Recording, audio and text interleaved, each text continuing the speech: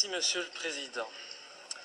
Messieurs les ministres, chers collègues, la Belgique est bien le pays du surréalisme. Ce matin, on apprend dans la presse que l'armée belge est incapable de lutter contre les quelques militaires extrémistes aux convictions islamistes radicales qui existent en son propre sein et qu'il est impossible de les licencier faute de moyens juridiques suffisants. Et par contre, dans un même temps, nous décidons d'aider la France dans sa lutte contre le terrorisme en lui apportant une aide logistique pour son opération au Mali. Que ne ferions-nous pas pour lutter contre le terrorisme en dehors de nos frontières? J'espère juste que nous aurons bien veillé à ne pas envoyer pour cette opération antiterroriste au Mali ces fameux soldats belges islamistes. Je le dis sous la forme de l'humour, mais ce qui se passe actuellement dans le monde ne me fait pas rire du tout. Ça ne me fait pas rire car sans aucun doute, les dirigeants de nos pays occidentaux sont en train de pendre les peuples pour des imbéciles avec l'aide et le soutien de la presse, qui n'est plus aujourd'hui qu'un organe de propagande des pouvoirs en place. Un peu partout dans le monde, les interventions militaires et les déstabilisations de régimes deviennent de plus en plus fréquentes. La guerre préventive est devenue la règle. Et aujourd'hui, au nom de la démocratie ou de la lutte contre le terrorisme, nos États s'octroient le droit de violer la souveraineté de pays indépendants et de renverser des dirigeants légitimes. Il y a eu l'Irak et l'Afghanistan, ces guerres du mensonge américain, sont venues par la suite la Tunisie, l'Égypte, la Libye, où, grâce à vos décisions, notre pays a participé en première ligne à des crimes contre l'humanité pour renverser à chaque fois, des régimes progressistes et modérés et pour les remplacer par des régimes islamistes dont, et c'est quand même bizarre, la première volonté fut d'imposer la charia. Il en est de même actuellement en Syrie, où la Belgique finance honteusement l'armement des rebelles islamistes qui tentent de renverser Bachar al-Assad. Ainsi, en pleine crise économique, alors que de plus en plus de Belges ont des difficultés pour se loger, se nourrir, se chauffer ou se soigner, et oui, j'entends déjà le sale populiste que je suis, eh bien le ministre des Affaires étrangères, il a décidé d'offrir aux rebelles syriens 9 millions d'euros. Bien sûr, on tentera de nous faire croire que cet argent servira à des fins humanitaires, un mensonge de plus.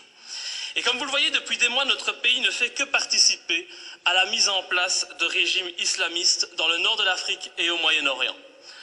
Alors, quand on vient prétendre partir en guerre pour lutter contre le terrorisme au Mali, eh bien, j'ai bien envie de rire.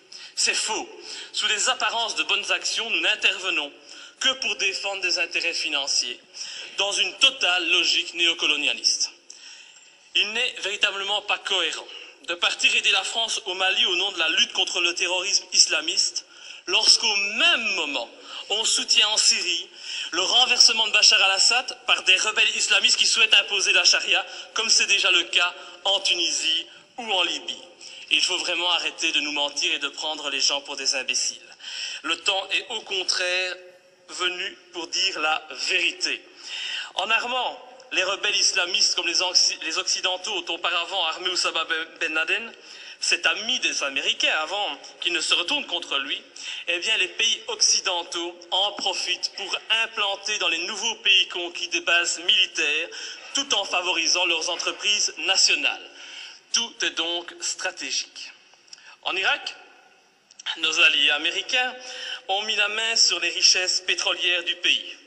En Afghanistan, ce fut sur l'opium et la drogue, toujours très utiles, pour se faire beaucoup d'argent assez rapidement.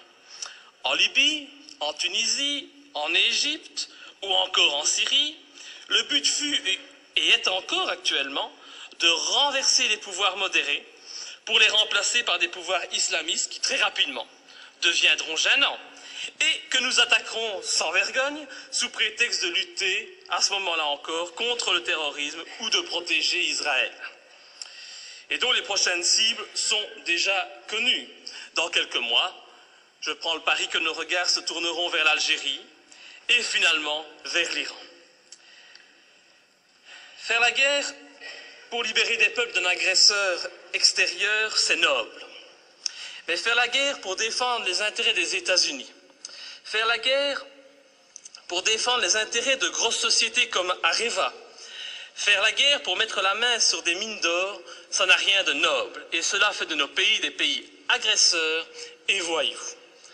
Personne n'ose parler, mais qu'à cela ne tienne, je ne me tairai pas, et tant pis si ma lutte doit me faire passer pour un ennemi de ce système qui bafoue les droits de l'homme au nom des intérêts financiers, géostratégiques et néocolonialistes. Bafouer ce régime et le dénoncer, c'est un devoir et une fierté pour moi. Et sincèrement, et je m'excuse pour le vocabulaire populaire utilisé, j'emmerde tous les soi-disant bien-pensants, qu'ils soient de gauche, de droite ou du centre, qui sont aujourd'hui au basque de nos pouvoirs corrompus et qui se plairont à me tourner en ridicule. J'emmerde nos dirigeants qui jouent avec leurs bombes comme des gamins dans une cour de récréation. J'emmerde ceux qui prétendent être des démocrates alors qu'ils ne sont que des criminels de bas étage.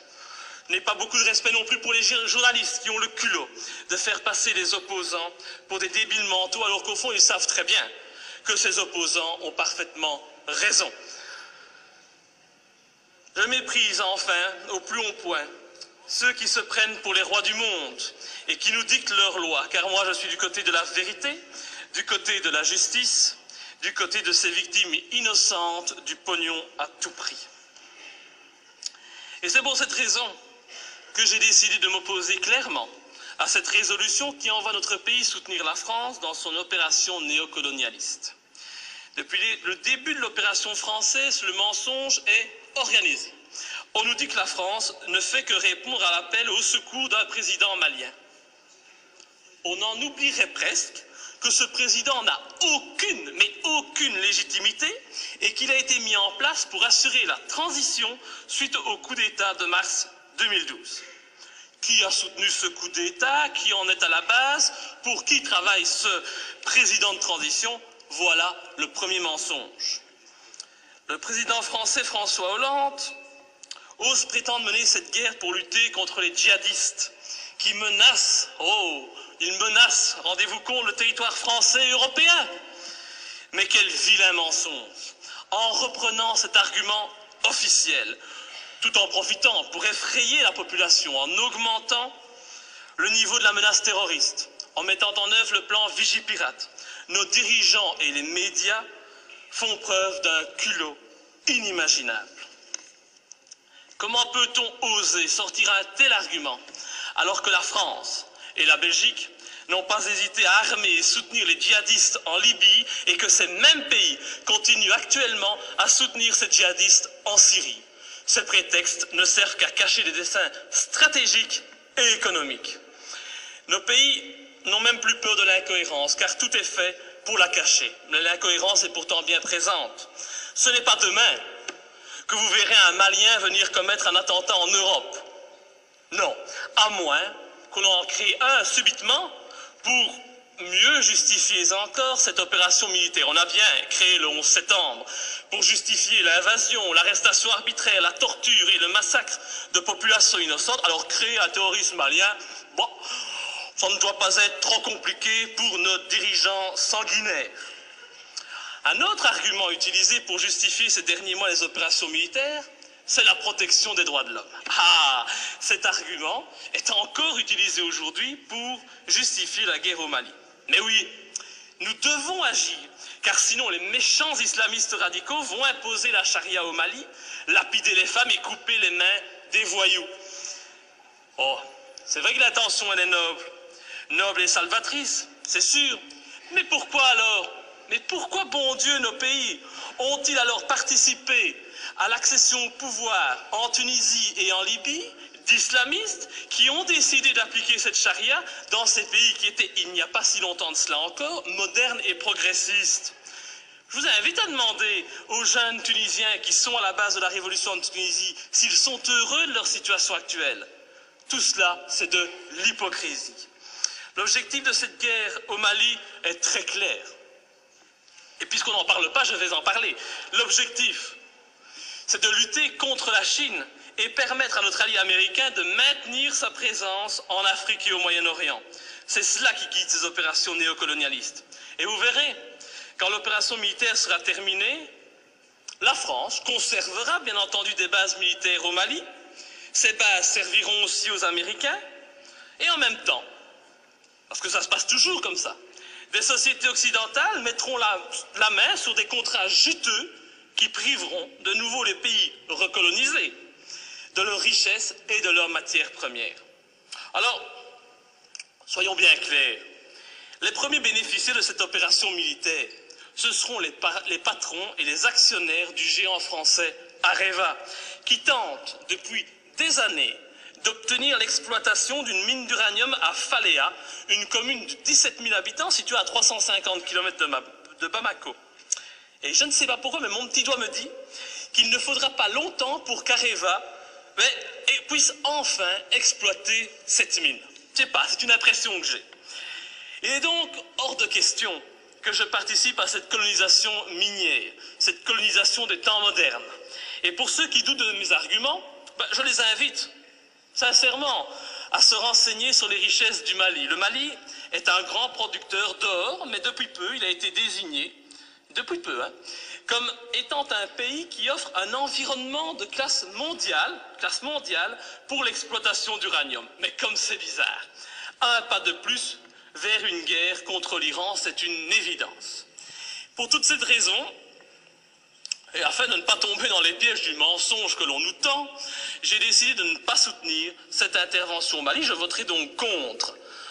Et ce faisant, je fais preuve de cohérence, puisque je n'ai jamais soutenu par le passé nos interventions criminelles en Libye ou en Syrie, me profilant de la sorte comme le seul parlementaire de ce pays à défendre la non-ingérence et la lutte contre les intérêts obscurs. Je pense vraiment qu'il est grand temps de mettre un terme à notre participation à l'ONU ou à l'OTAN et de sortir de l'Union européenne si cette Europe, au lieu d'être un gage de paix, devient une arme d'attaque et de déstabilisation de pays souverains aux mains d'intérêts financiers et non plus humanistes. Enfin, je ne peux qu'encourager notre gouvernement à rappeler au président Hollande les obligations qui résultent de la Convention de Genève en matière de respect des prisonniers de guerre. J'ai en effet été outré d'entendre à la télévision, de la bouche du président français, que son intention était de détruire, je dis bien détruire, les terroristes islamistes. Alors je ne voudrais pas que la qualification utilisée pour nommer les opposants au régime malien, c'est toujours pratique aujourd'hui de parler de terroristes islamistes, soit utilisée pour contourner les obligations de tout État démocratique en matière de respect des droits des prisonniers de guerre.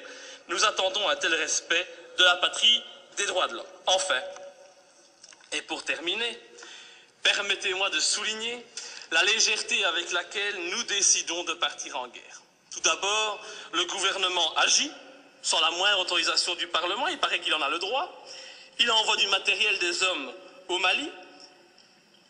Le Parlement réagit par la suite, et quand il réagit, comme aujourd'hui, eh bien, cette institution n'est composée que d'un tiers de ses membres. Encore beaucoup moins si on parle des élus francophones.